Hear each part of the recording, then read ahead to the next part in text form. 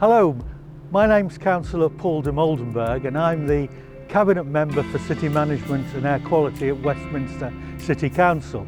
And we're here in Talbot Road in Bayswater.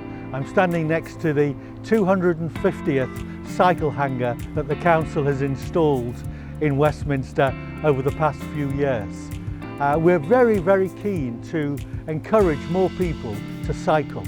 And one of the important things that we need to do to help people to cycle is to provide places where they can park their bikes safely and securely when they're not using them. We're here in Bayswater and around about most of the people here live in flats. So there's very little place to store a bike, particularly if you live on the 4th floor flat. I'm Anthony Lau, I'm the founder and design director at Cyclehoop. We've been around for the past 16 years designing and installing cycle parking. This is the 250th Bikehangar in Westminster. We're really proud to be here today. We've been working with Westminster for a long time.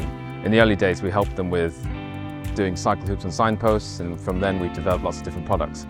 And we know the Bikehangar is a key solution to helping people cycle because it helps keep your bike secure, it keeps your bike protected, and it's right outside your house. So these cycle hangers enable people who live in flats, who've got a cycle, to park it safely and securely.